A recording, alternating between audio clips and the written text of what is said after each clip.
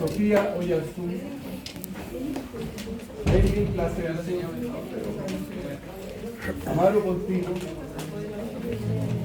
Benjamín Río, Cintia Riquelme, Chani Rivadeneira, Francisca Rojas, Sofía Rubilar, Constanza Río, Yasmín Saavedra, Guillermo Sáez, Francesca San Martín, Mariana Sandoval, Daniela Sepúlveda, Natalia Sepúlveda, Luis Solís, Ana Sánchez, Isidora Trujillo, Antonia Ulloa, Carla Urieta, Rubén Ursúa, Javiera Vega, Pía Vega, Karina Venegas, Mariana Vidal, Carla Villanueva,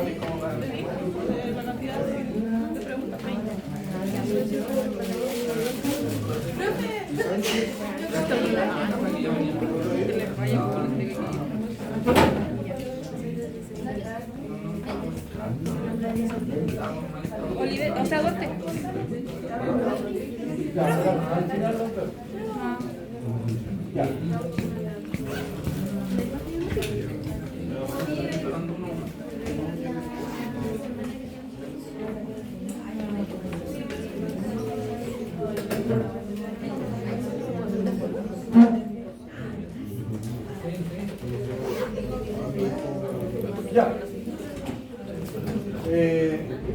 Esta es la última clase de la unidad sobre inflamación. Y es la última clase que se considera en la solemne que tenemos la próxima semana. Para que no tengan dudas. Las solemnes son 8 clases, incluyendo esto. Vamos a ver en esta clase los mecanismos que tienen que ver con la reparación de tejido.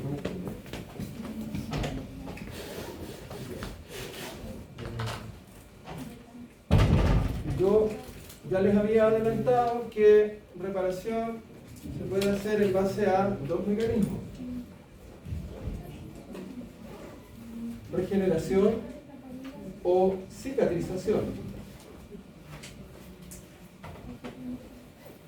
Básicamente lo que significa regeneración es reparar devolviendo la misma estructura que había inicialmente. O sea, en términos histológicos es el mismo tejido y por lo tanto se devuelve la estructura y también se devuelve la función.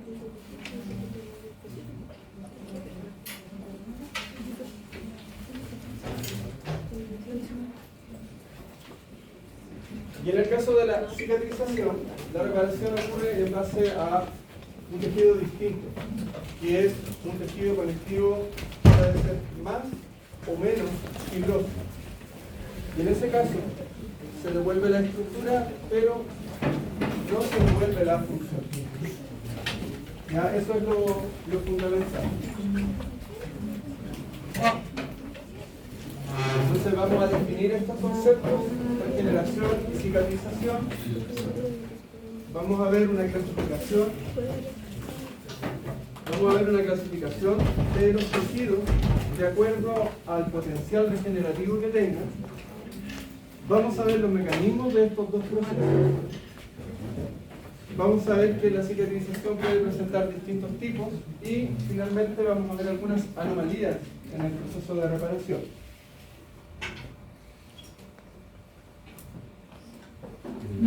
Entonces, este es el esquema en general.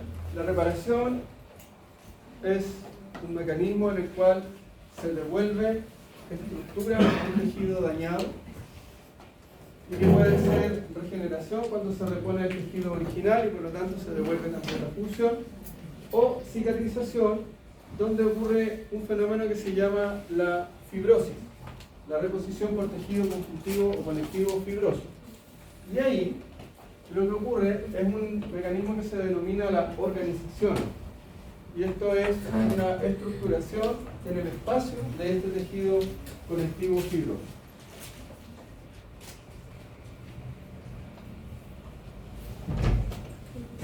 En el caso de la regeneración, como les mencioné, se repone el tejido original. Ese tejido original puede provenir de distintas fuentes. Células remanentes del tejido dañado. El mismo tejido que se dañó, desde sus células remanentes, prolifera y repone el tipo celular original. El potencial que tenga ese tejido dañado depende de lo que se conoce como su capacidad proliferativa intrínseca.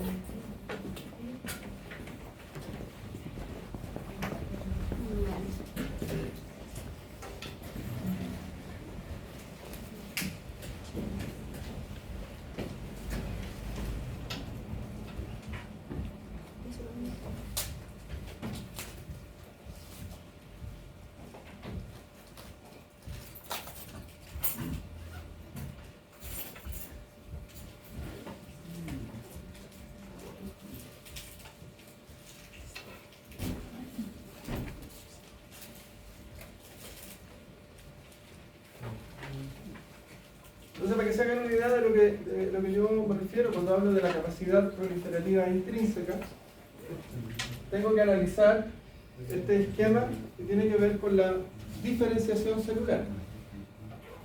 Entonces, acá tenemos una célula madre, por ejemplo, una célula embrionaria, y acá tenemos células diferenciadas.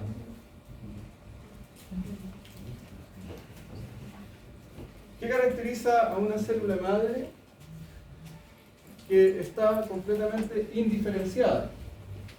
Tiene un aspecto que no es específico para ningún tejido. Típico de, piensen ustedes como el ejemplo más clásico, las células del óvulo fecundado, cuando empiezan en su multiplicación. Lo único que hacen esas células es dividirse. Y tienen un aspecto muy inespecífico. Luego se van dividiendo y se van especializando, se van dividiendo funciones. ¿Ya? Entonces acá, por ejemplo, podemos tener, en este ejemplo, una célula epitelial.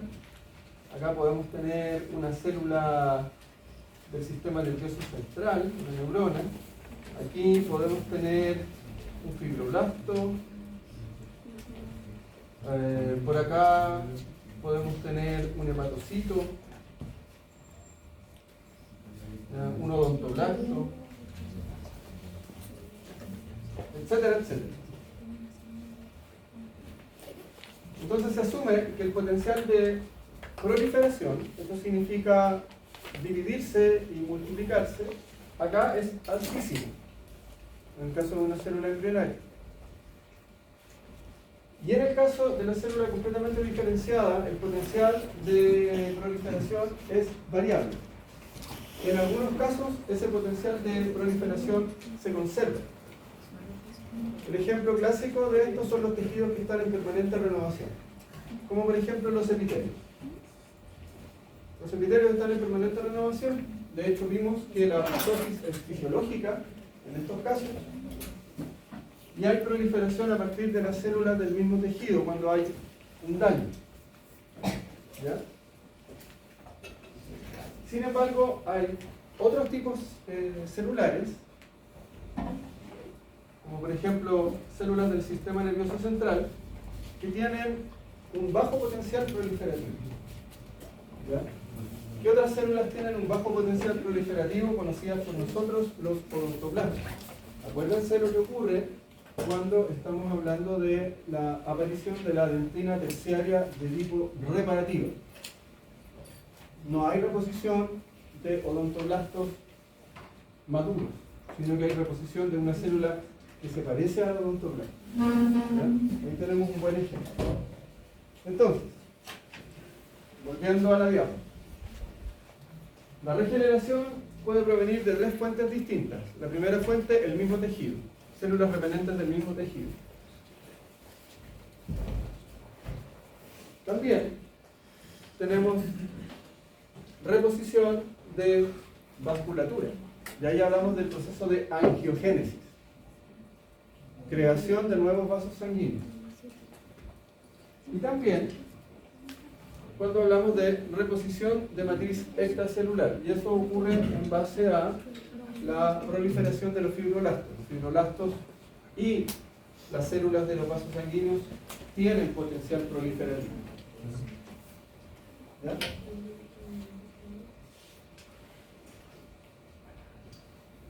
Entonces, de acuerdo a la capacidad proliferativa, los tejidos se clasifican en tres grupos. Primer grupo, tejidos lábiles. Los tejidos lábiles son los tejidos que están en permanente división y hay reemplazo normal. Epitelio, piel, mucosa, ductos excretores de las glándulas, que son células epiteliales especializadas, pero siguen siendo células epiteliales. ¿Ya? Esos son tejidos lábiles, en permanente renovación. Luego, tenemos otro grupo que son los llamados tejidos estables. Estos tejidos estables en una condición fisiológica normal no están en permanente renovación. ¿Ya? Y se dice que están en el G0 del ciclo celular, o sea, están en un estado detenido. Pero tienen el potencial de entrar en regeneración cuando un estímulo lo provoca. No están en permanente renovación, pero por ejemplo, si hay una lesión de ese tejido estable recupera su potencial proliferativo y se puede dividir. Y ahí es donde tenemos ejemplos como las células del hígado. Por eso es posible hacer trasplantes de una porción de hígado de un donante vivo. Ese donante pierde una porción del hígado, pero luego lo recupera. Fibroblastos, células endoteliales, músculo liso. ¿Ya? No están dividiéndose permanentemente. Esa es la diferencia con los tejidos lábiles. Pero frente a una necesidad, lo hacen. Y finalmente, tenemos el tercer grupo, que son los tejidos llamados permanentes. Y los tejidos permanentes son células que ya se han diferenciado y que pierden la posibilidad de proliferar. O sea, haya o no haya estímulo, esa célula ya perdió esa posibilidad. Como por ejemplo neuronas y como por ejemplo células del músculo estriado. Entonces, ¿cómo ocurre que una persona desarrolla musculatura? No por renovación de células, sino por hipertrofia celular. Frente al estímulo, ese tejido no tiene la capacidad de responder multiplicando células, no tiene la capacidad de hacer hiperplasia. Entonces, ese tejido muscular lo que hace es hipertrofia.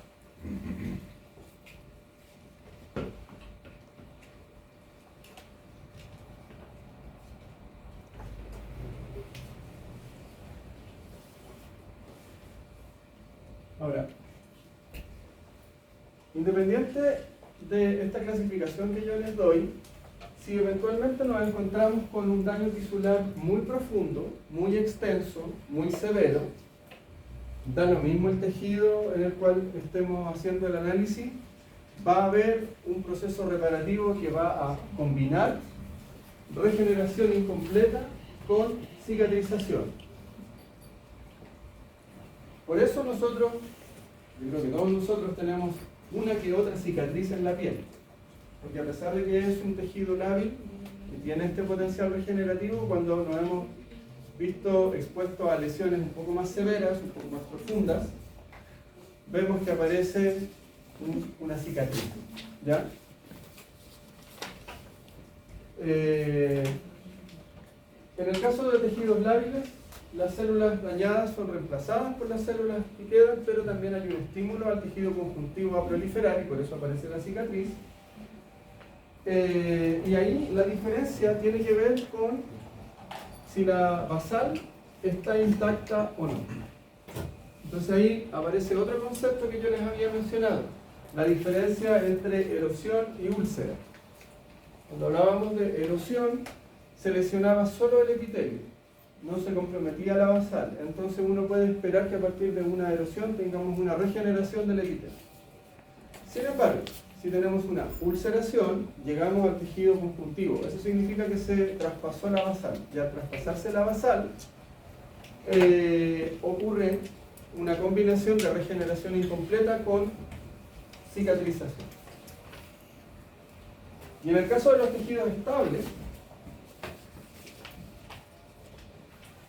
esta regeneración es limitada, ¿ya? La capacidad no es completa. Entonces tenemos también la compensación con otros mecanismos. Por ejemplo, en el caso de riñón, hay un pequeño potencial regenerativo, pero lo que preferentemente hace el tejido renal frente a un daño es hipertrofiar. ¿Ya? Y en general esto se ve en tejidos como páncreas, glándulas,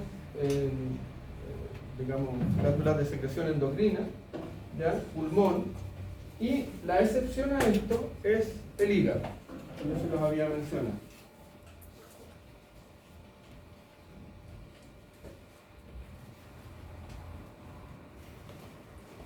Entonces esto es lo que yo les mencionaba hace un momento. En un tejido lábil, como en un epitelio, si tenemos una lesión superficial que no compromete la basal, vamos a tener regeneración. Si tenemos una lesión que compromete la basal, vamos a tener la formación de una cicatriz. Y eso también nosotros lo aplicamos en lesiones de mucosa oral. También hay patologías de mucosa oral que generan lesiones que luego dejan cicatriz y otras que no.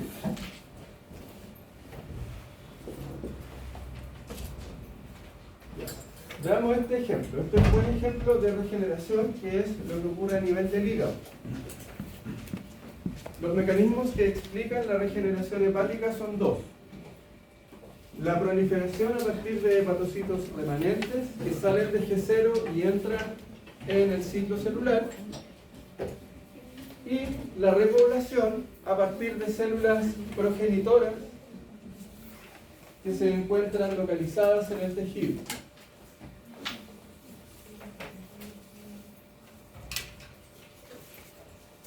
Supongamos que este es el hepatocito. El primer mecanismo, proliferación de hepatocitos remanentes.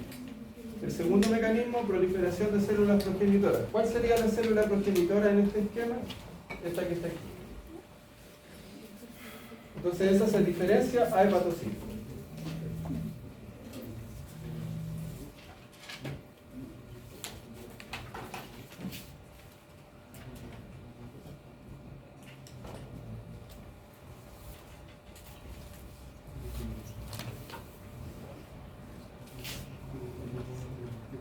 Para que ocurra la proliferación, en el caso de los hepatocitos debe haber una señalización. Debe haber una señal que estimule al hepatocito a salir del estado de detención o arresto celular para entrar nuevamente en el G1, en el ciclo. Y en este caso lo que ocurre es que frente a un daño, la célula de Kupffer, que es un derivado de los monocitos, es, por decirlo en términos sencillos, el macrófago del hígado. El macrófago del hígado se llama célula de Kupffer. Y frente a un daño, libera una interleuquina que es la número 6, y la número 6 estimula un cambio en los hepatocitos. Y los hepatocitos se vuelven sensibles a factores de crecimiento. Lo que se dibuja ahí es que el hepatocito inicialmente no presenta en su superficie receptores para los factores de crecimiento.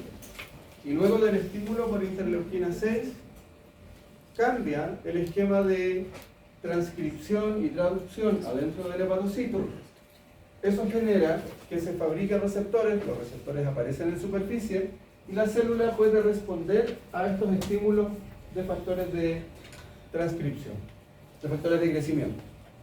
¿Qué son factores transcripcionales en el fondo? Y por lo tanto la célula entra en el proceso proliferativo.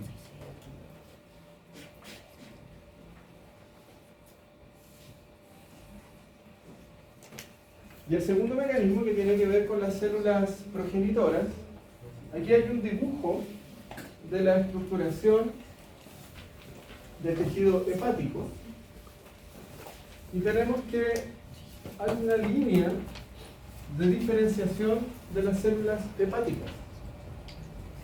Las que están en este extremo más distal están más diferenciadas y las que están en un extremo más proximal están menos diferenciadas. Esas son las células precursoras. Entonces en el fondo es como que van avanzando. Van avanzando desde aquí hacia allá. Y se van diferenciando a hepatocitos maduros.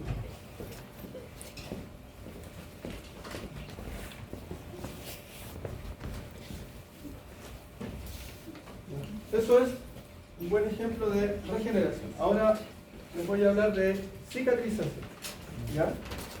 La cicatrización comienza más o menos un día después de ocurrida la lesión. Y luego de unos 3 o 5 días se hace evidente la presencia del denominado tejido de granulación. Yo ya les había hablado de esto, el tejido de granulación, ¿ya? Caracterizado por la presencia de componentes inflamatorios y por la presencia de fibroblastos. Y más o menos cantidad de fibras colágenas. Entonces volvemos a ver este esquema que lo vimos en la clase anterior. Activación de macrófagos. Yo les había hablado que había una activación clásica, la vía del M1, y la activación por la vía alternativa, la vía del M2. Entonces, en este caso que estamos hablando de cicatrización, de reparación de tejido, lo que se hace es la estimulación por la vía alternativa. Y al haber vía alternativa, el macrófago contribuye a la reparación de tejido y a la formación de tejido conjuntivo. Se lo mostré hace un momento, en el caso del hígado, había un macrófago, pero que no se llamaba macrófago, se llamaba célula de Kipka.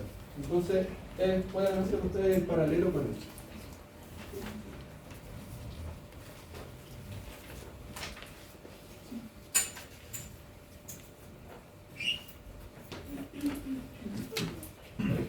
Entonces, este es el ciclo general de la cicatrización.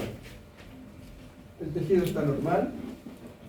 Luego hay una lesión tisular por diversas causas. Ya vimos cuáles pueden ser las causas de una lesión celular. Y como mecanismo inmediato aparece la inflamación aguda. Fenómenos vasoactivos, reclutamiento de células principalmente polimorfonucleares. La inflamación luego pasa a la formación de un tejido de granulación, y en este tejido de granulación vamos a ver algunas cosas, como por ejemplo, eso que está pintado ahí en amarillo son fibroblastos en proliferación, y esto que está pintado acá es la neoformación de vasos sanguíneos, es angiogénesis. Y lo que está puesto acá, esta red tridimensional, son las fibras colágenas. Por eso cuando yo les hablo de cicatriz, en el fondo les estoy hablando de un tejido conjuntivo fibroso. Puede ser más fibroso, puede ser más celular, pero ese es el tejido típico de la cicatriz.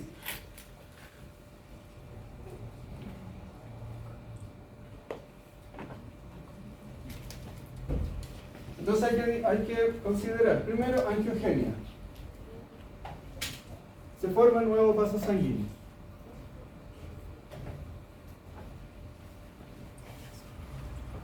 En la inflamación aguda, ustedes habían visto que había una pérdida de las uniones entre células endoteliales.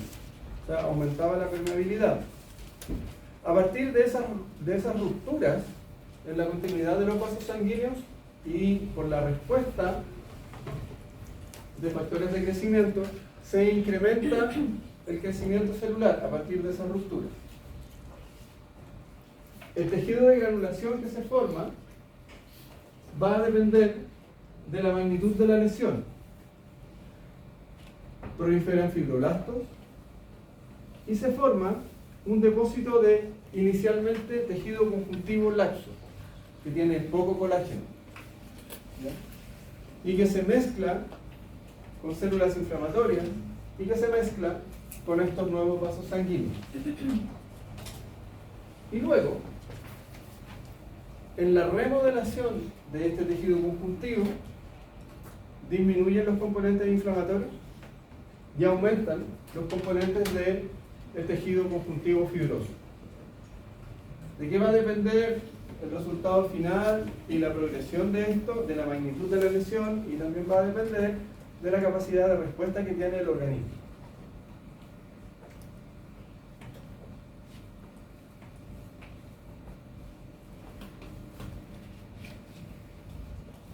Veamos en detalle la parte de la angiogénesis. Primero, vasodilatación y aumento de la permeabilidad, propio de la inflamación aguda. Y se liberan mediadores. El factor de crecimiento vascular endotelial. O sea, es un factor de crecimiento que estimula a las células endoteliales de los vasos sanguíneos. Óxido nitroso. De la pared del vaso se separan unas células que se llaman pericitos. Esas no se las había mencionado, están acá. La célula endotelial es la que está, lo voy a dibujar aquí en grande. Ese es el lumen del vaso sanguíneo.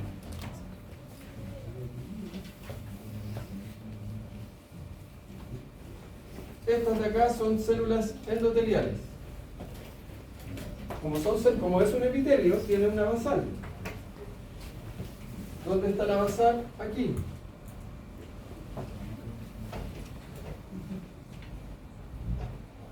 Debajo de la basal hay otras células, y esas células se llaman pericitos. Las dibujo ahí con rojo. ¿Ya? Entonces, cuando dice que se separan los pericitos, lo que me está mostrando es esto que está aquí.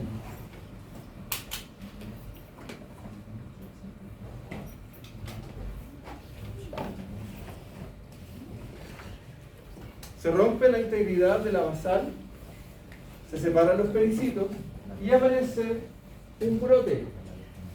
Ahí aparece un brote perpendicular al vaso sanguíneo. Luego, este brote sigue creciendo y las células, tanto endoteliales como los pericitos, van migrando para darle revestimiento a este nuevo vaso que se está formando a partir de ese brote.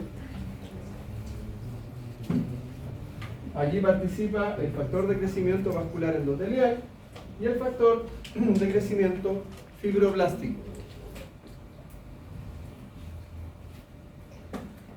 Entonces aquí también hay remodelación de la matriz extracelular, no solo del vaso sanguíneo.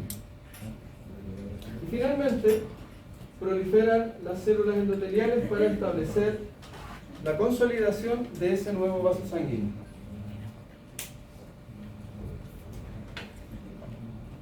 ¿Cuál es el objetivo de esto? El objetivo de esto es aumentar la nutrición del tejido que se está formando. Este mecanismo también ocurre en la formación de tumores, la formación de neoplasias.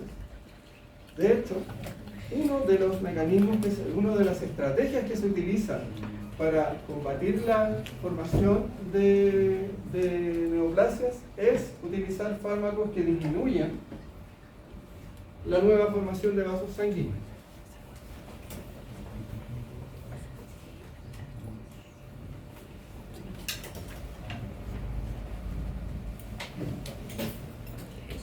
Se remodelan los nuevos vasos y aquí es donde entra en participación las metaloproteasas de la matriz. Porque como les decía, al remodelarse la matriz extracelular se tiene que hacer espacio. Se hace espacio para estos vasos nuevos y para hacer espacio hay que romper la matriz. ¿Quiénes rompen la matriz? Enzimas que degradan la matriz extracelular. Y ahí es donde aparecen estas metaloproteasas de la matriz. Yo ya les había hablado el semestre pasado de metaloproteasas de la matriz.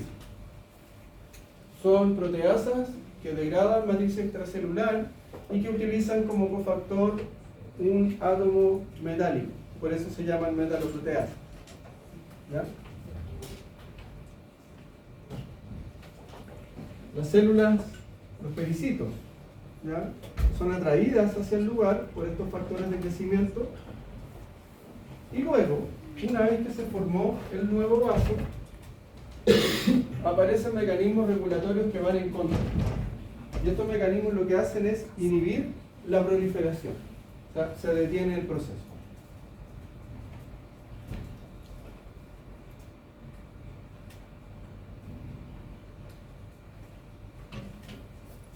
Esto es como un resumen de lo que les mencioné. Migración y proliferación de fibroblastos, depósito de la matriz extracelular, y aquí hay distintos factores de crecimiento que participan. Todo esto relacionado con la activación de macrófagos por la vía alternativa. Hay un factor de crecimiento importante que se debe destacar, que es el factor de crecimiento transformante beta. ¿Qué funciones cumple? Estimula la migración y la proliferación de fibroblastos, aumenta la síntesis de componentes de la matriz extracelular, como por ejemplo colágeno y fibronectina, inhibe la acción de las metaloproteasas de la matriz y también tiene actividad antiinflamatoria.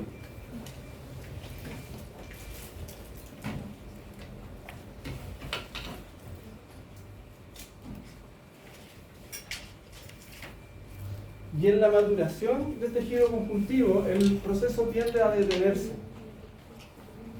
Cuando estamos hablando de la maduración, por ejemplo, de una cicatriz, tiende a haber menos proliferación. El fibroblasto prolifera menos, pero sintetiza más. Y al sintetizar más, aumenta la densidad de la matriz extracelular. Por eso yo les decía que inicialmente se pasa de un tejido conectivo laxo a un tejido conectivo fibroso. ¿Ya? Y por eso en la maduración el tejido de granulación se convierte en esta cicatriz que tienen los fibroblastos y el colágeno denso. También se observa regresión vascular. ¿Qué quiere decir esto? Que se detiene la angiogénesis y hay partes de la cicatriz que se mantienen sin vasculatura. Y también se observa otro fenómeno que es bien interesante, que es que en la maduración de la cicatriz algunos fibroblastos experimentan una diferenciación a un tipo específico que se llama el miofibroblasto. El miofibroblasto es una célula que tiene algunas características de tipo contráctil, se contrae. Y lo que hace al contraerse es traccionar la matriz extracelular. Y al traccionar la matriz extracelular, contrae la cicatriz, la aprieta.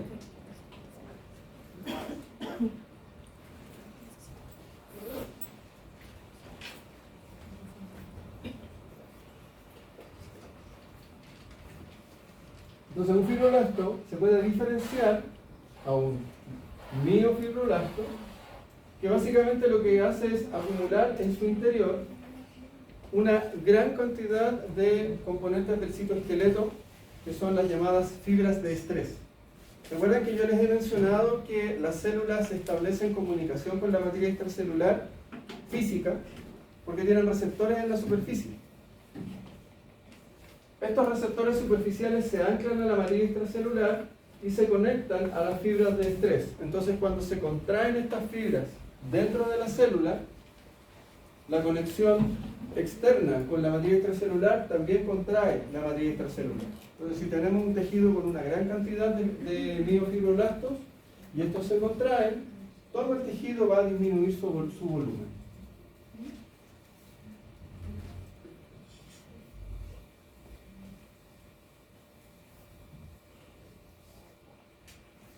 Y acá tenemos una histología que le muestra la diferencia entre un tejido de granulación y una cicatriz ya madura.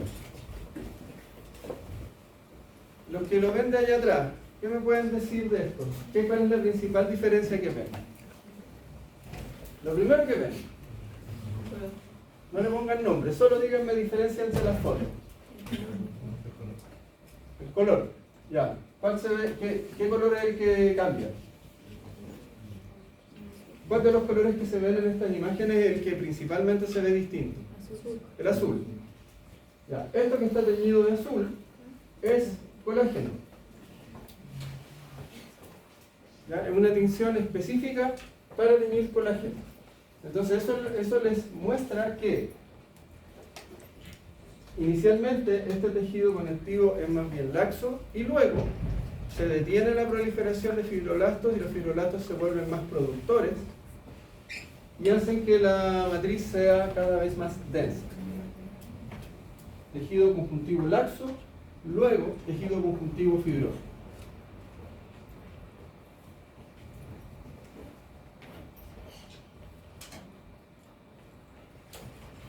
¿Alguien sabe lo que es IAM? Hay algunas siglas en la clase que yo les he dicho lo que son, los factores de crecimiento, eso para que lo anoten. ¿Alguien sabe lo que es IAM? ¿No lo saben aún? Qué bueno que no lo sepan aún. ¿A alguien se le ocurre? ¿No?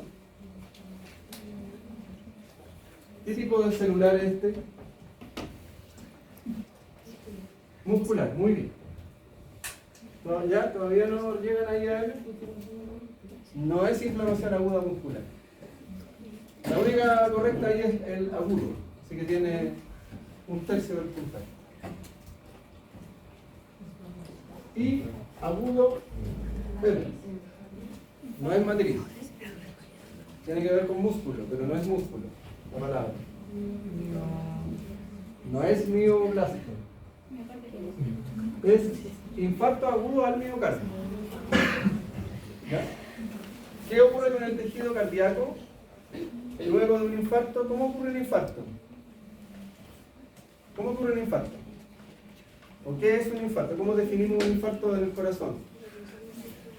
Se detiene el flujo sanguíneo. Hay isquemia en las células del músculo cardíaco. Y como hay isquemia, las células mueren.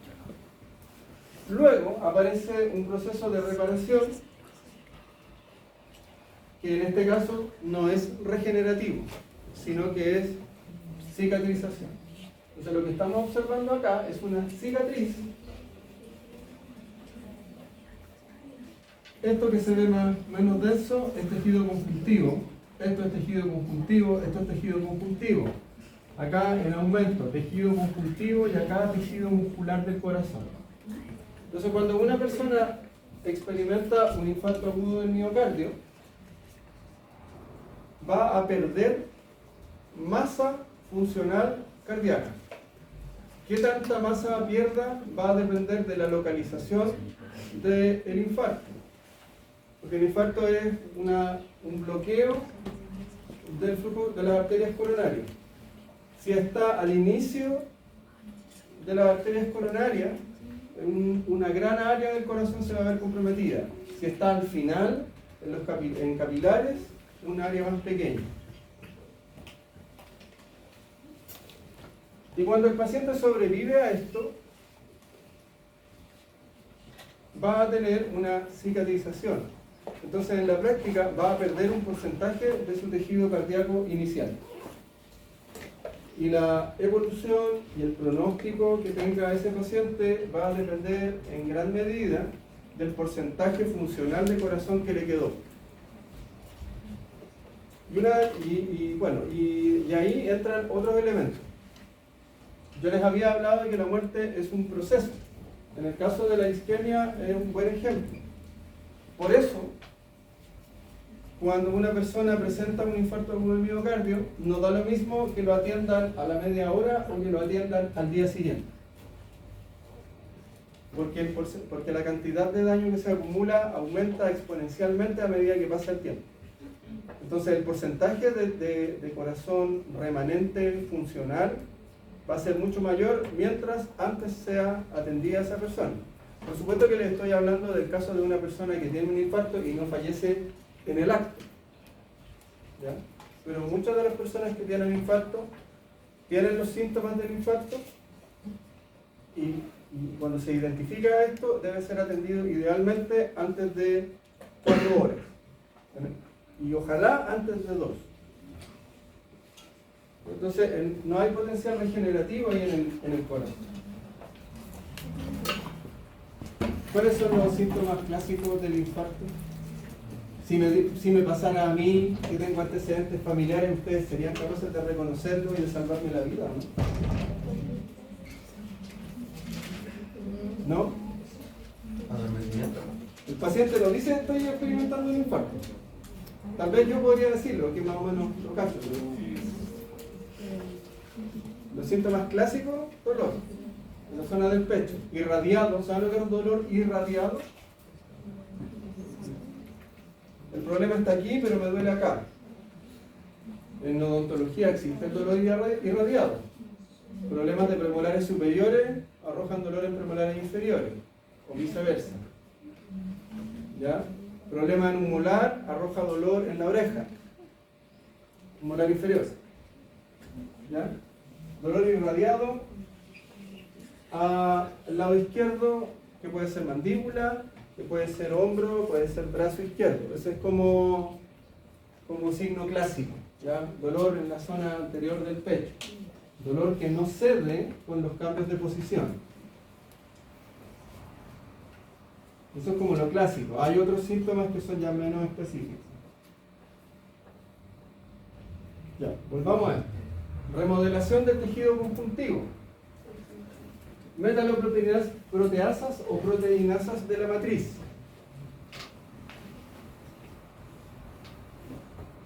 Estas enzimas son liberadas a la matriz extracelular de manera inactiva. Y esto es lo que se denomina zimógenos. Son sintetizadas, son liberadas, pero de manera inactiva, como zimógenos. Y hay componentes en la matriz extracelular que pueden estimular o inhibir que el zimógeno se convierta en enzima activa. En general, las proteasas presentes en la matriz extracelular van a activar a las metaloproteínas. Un ejemplo de ellos es la plasmina, que deriva del plasminógeno que está presente en la cascada de la coagulación. Y este es un ejemplo de inhibidor, los inhibidores tisulares de las metaloproteinasas. Luego, vamos a tener distintos grupos de metaloproteinasas. Las metaloproteinasas son más de 20. Tenemos 3 grupos. Las colagenasas, que tienen como sustrato el colágeno, o sea, degradan colágeno. Las gelatinasas, que tienen como sustrato el colágeno denaturado, o sea, no degradan el colágeno cuando está entero, degradan el colágeno cuando ha sido cortado primero por una colagenasa. ¿Se entiende esa diferencia, no? Ya. Dicho de otra manera, el colágeno cuando es denaturado pasa a llamarse gelatina. Ese es el típico ejemplo que yo le he dado. Hierven carne de pollo, ojalá con piel, y luego lo dejan enfriar y después toman la olla, la dan vuelta y no cae. ¿Ya? Y se siente una cosa como gelatinosa. Bueno, ahí tienen gelatina. ¿Alguien conoce el queso de cabeza? El queso de cabeza está aglutinado por gelatina. ¿Ya? Y las gelatinasas también actúan sobre la fibronectina, que es otro componente de la matriz extracelular.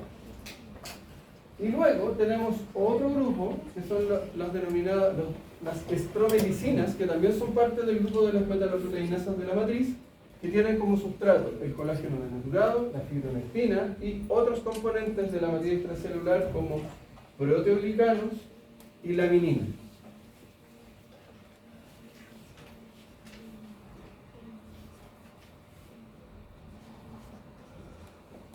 ¿Qué factores afectan ahora a la reparación del tejido?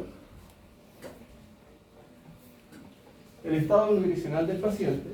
Por ejemplo, déficit de vitamina C está directamente relacionado con defectos en la formación del colágeno. El estado metabólico del paciente.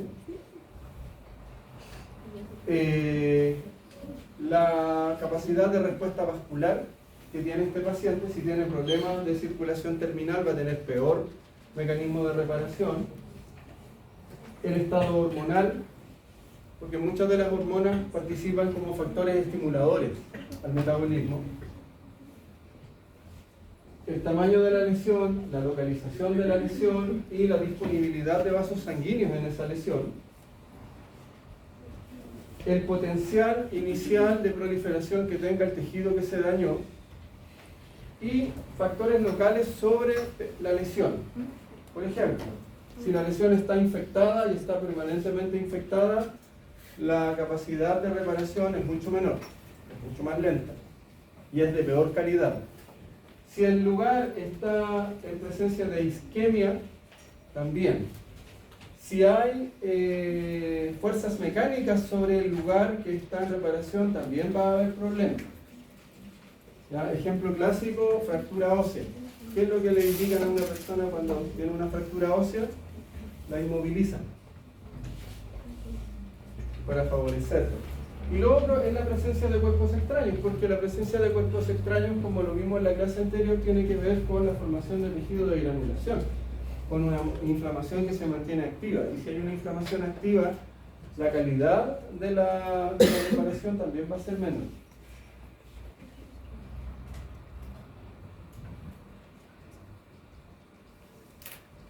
Y aquí aparecen distintos tipos de cicatrización. Una que se llama primaria, por primera intención, y una que se llama secundaria, por segunda intención. ¿Ya? Cuando el daño es leve y solo compromete capas epiteliales, por ejemplo, hablamos de primera intención. Y cuando es más extenso y profundo, hablamos de segunda intención. Entonces la primera es más cercana a la regeneración, y la segunda es más cercana a una cicatrización pura.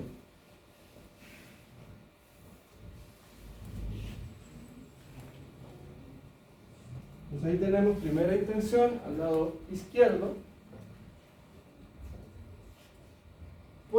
Acá hay dos ejemplos. Si se lesiona solo el epitelio, vamos a hablar de regeneración. Pero también puede ocurrir una lesión que avance hacia el tejido conjuntivo, pero que sea una lesión, entre comillas, limpia. Cuando hablamos de una lesión limpia, por ejemplo, un corte con un elemento muy agudo, se cortan con un bisturí, y ustedes ven con facilidad los dos bordes de la lesión y los pueden confrontar. Eso va a permitir una reparación o cicatrización por primera intención. Pero, si tienen una lesión extensa, se hacen un corte, pero se hacen un corte con algo que no es agudo. Por ejemplo, se aprietan el dedo con una ventana. Van a tener una herida cortante, pero al mismo tiempo una mezcla de corte con golpe. Y los bordes de esa lesión ya no van a ser limpios, sino que van a ser irregulares.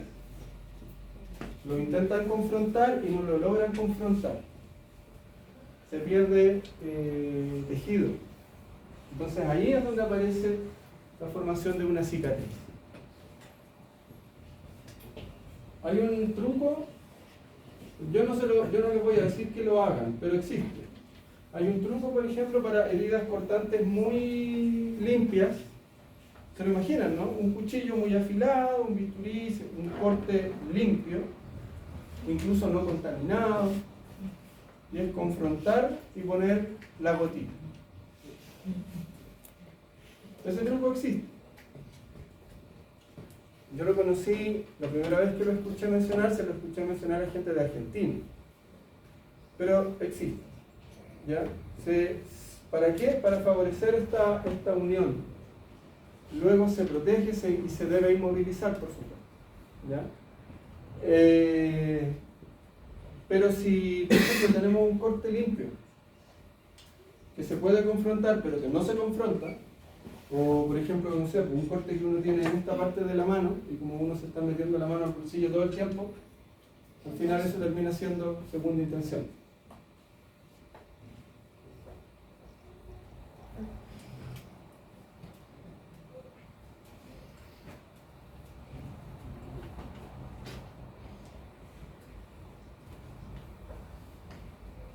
Por ejemplo, acá tenemos un ejemplo de una cicatrización de una herida cutánea en un paciente diabético. Los pacientes diabéticos tienen una respuesta tisular muy deficiente, tienen además una baja respuesta de su sistema inmune y heridas sencillas se transforman en ulceraciones. Aquí se ve en el corte histológico una pérdida de la continuidad del epitelio.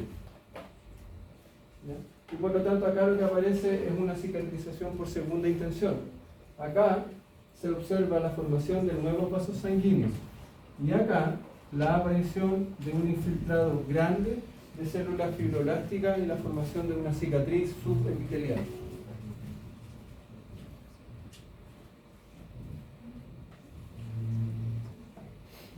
Y vamos a otra cosa que es súper importante en el caso de cicatrización. En alguna de las diapos iniciales aparecía la cicatrización y también aparecía el concepto fibrosis. La acumulación de tejido conjuntivo fibroso.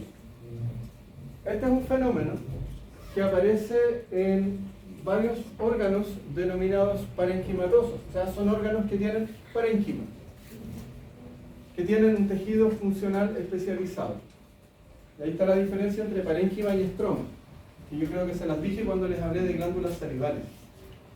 Parénquima es el tejido que cumple la función. En el caso de una glándula salival serían los acinos glandulares, y el estroma es el tejido que rellena, tejido conjuntivo. Entonces, en los tejidos que tienen parénquima se deposita una cicatriz, se reemplaza el tejido parenquimatoso por estromas. ¿Ya? Se deposita mucho colágeno y mucho tejido conjuntivo fibroso en el tejido. Ejemplos: la cirrosis hepática. La cirrosis hepática es una lesión crónica al hígado en la cual se pierde el parénquima del hígado, se pierden los hepatocitos. Y el volumen del órgano es reemplazado por tejido conjuntivo fibroso. De hecho, el paciente que tiene cirrosis es un paciente que tiene un hígado más grande que el hígado inicial. Y eso se puede apreciar en el volumen del abdomen. Pero eso es un hígado poco funcional. Otro ejemplo, la esclerodermia. Defecto en la cicatrización a nivel de piel y mucosas. Y la piel se vuelve fibrosa y se vuelve menos elástica. La fibrosis pulmonar, que tiene causas conocidas y causas no conocidas, en que los alvéolos pulmonares también son reemplazados por tejido conjuntivo fibroso. En la enfermedad renal crónica, también daño a las nefronas, y las nefronas son reemplazadas por tejido conjuntivo fibroso. Por lo tanto, la funcionalidad del riñón también disminuye. Pericarditis. El pericardio también. El pericardio se vuelve fibroso y por lo tanto limita la capacidad de dilatación del corazón y por lo tanto limita el llenado cardíaco y disminuye por lo tanto la función circulatoria.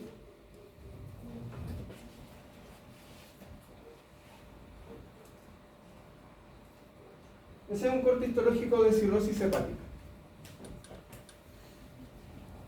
Esta zona de acá, hepatocitos. Esta zona de acá, hepatocitos. Y todo lo que está entre medio, acá también hepatocitos. Y todo lo que está entre medio tejido conjuntivo fibroso.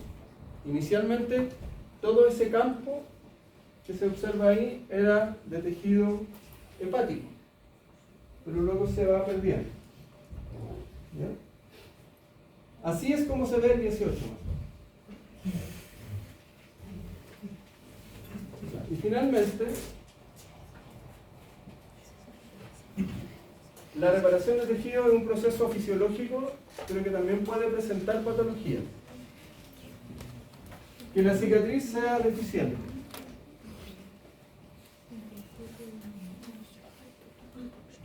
El tejido de granulación es pobre. El acúmulo de colágeno es pobre. Y eso puede hacer que la cicatriz sea lábil, que se pueda desprender, que se pueda volver a ulcerar. ¿Ya? Entonces esto es una anomalía por deficiencia. Otra anomalía, una anomalía por exceso. Exceso de reparación, mucha respuesta. Una lesión de tamaño pequeño, pero con una respuesta de tejido de granulación desproporcionada. Y eso se convierte luego en una cicatriz hipertrófica. Y cuando la cicatriz hipertrófica excede el volumen inicial, hablamos de una cosa que se llama el queloide. Y los ejemplos clásicos de queloide son ejemplos clásicos a nivel de la piel. Hay personas que tienen defectos en la cicatrización, que tienen heridas dérmicas y forman cicatrices, pero forman cicatrices que en lugar de llenar la superficie, proliferan desde la superficie. Si ustedes ponen queloide en Google, lo más probable es que le aparezca la imagen de la espalda de alguien, ¿no? Lleno de cicatrices voluminosas.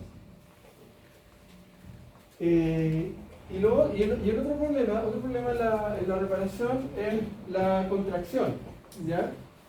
Una contracción excesiva de la herida. Porque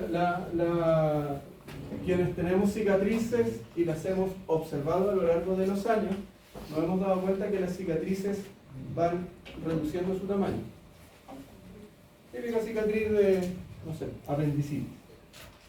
¿Ya?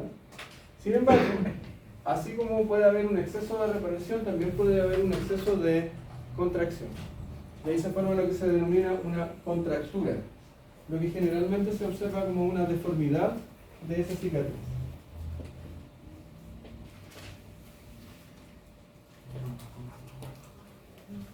Ahí hay un queloide.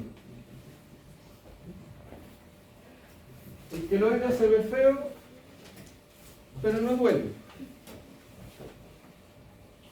Y está compuesto por mucho tejido conjuntivo fibroso debajo del epitelio.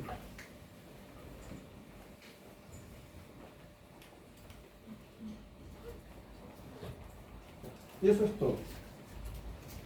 ¿Alguna duda? Hasta aquí llegamos con la primera solemne, ¿ya? Y les aprovecho de mencionar, o de recordar, que la próxima semana, como es solemne, no tenemos lab. La próxima semana. Hoy día sí tenemos lab. ¿Cuándo es? ¿Mañana? ¿O el viernes? Y el viernes tenemos clase, por supuesto. Ya, eso es todo.